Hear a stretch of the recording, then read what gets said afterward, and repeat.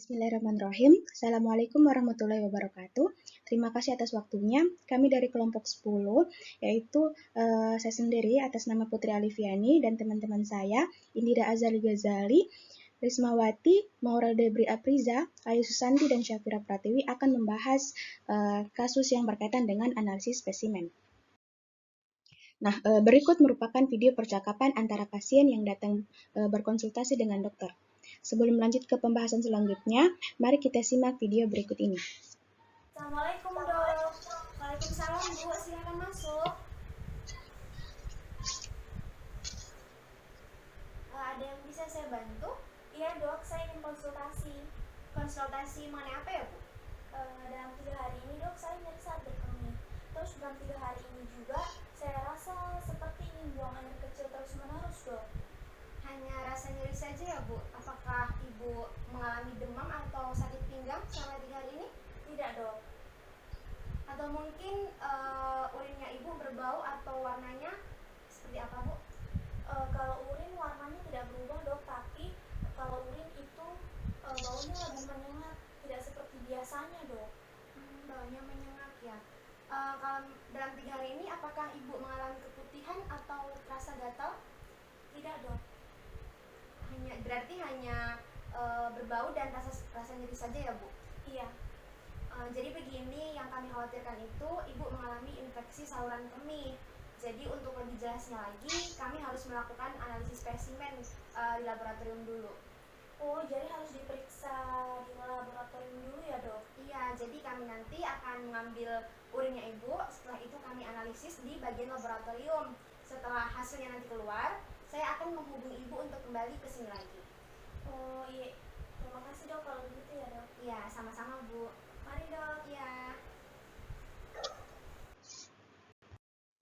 Nah, dari video tadi dapat kita ketahui bahwa seorang pasien wanita ini mengalami nyeri saat berkemih. Nah, nyeri tersebut telah dirasakan selama 3 hari belakangan disertai dengan frekuensi berkemih yang sering. Nah, urin pasien memiliki bau yang kuat, namun pasien tidak menunjukkan adanya gejala demam, nyeri abdominal, nyeri punggung, keputihan, maupun gatal pada kulit. Dokter mencurigai adanya infeksi saluran kemih dan meminta bagian laboratorium mikrobiologis klinis untuk menganalisis sampel pada pasien ini.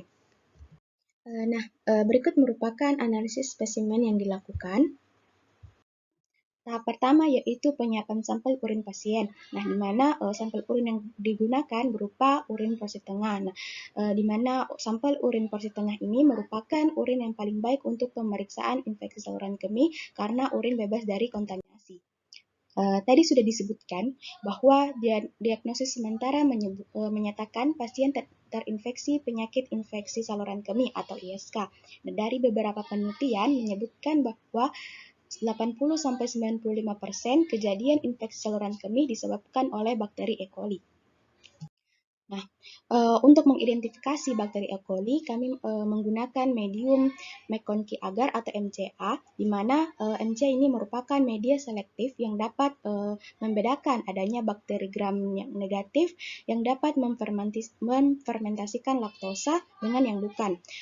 Karena E. coli merupakan bakteri gram negatif yang dapat memfermentasikan laktosa.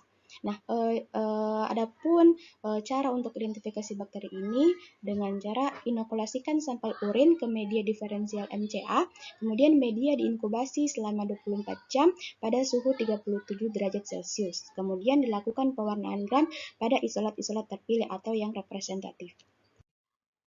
Nah, dari hasil identifikasi bakteri tadi dapat dilihat pada poin A di sini koloni E. coli memiliki bentuk bulat kecil dan semi mukoid.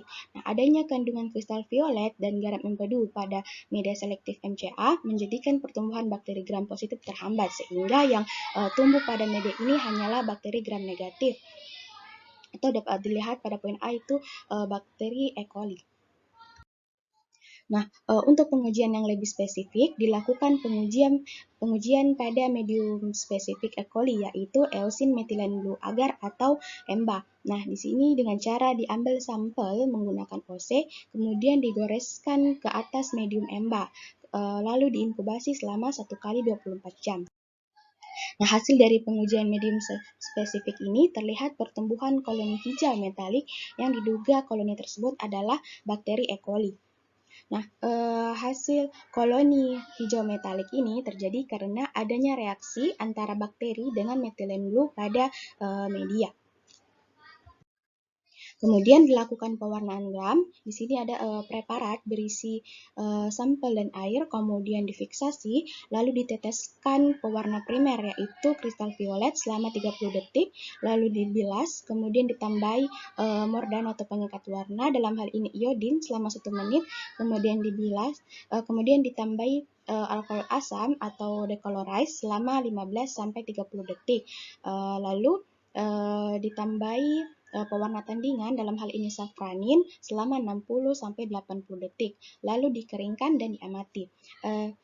Jika pada preparat ini terlihat berwarna ungu, maka dapat diketahui bahwa bakteri tersebut merupakan bakteri gram positif. Sedangkan jika pada preparat terlihat berwarna merah, maka dapat diketahui bahwa bakteri tersebut merupakan bakteri gram negatif. Dari hasil pewarnaan gram dapat dilihat bahwa bakteri berbatang pendek dan berwarna merah setelah proses pewarnaan, maka dapat diketahui bahwa bakteri merupakan bakteri gram negatif.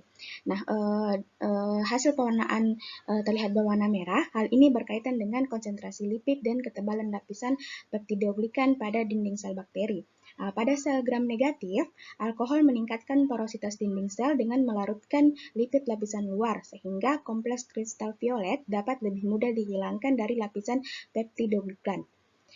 Karena sel-sel gram negatif tadi mengalami kehilangan warna, maka sel-sel tersebut akan menyerap pewarna tandingannya, yaitu safranin yang berwarna merah.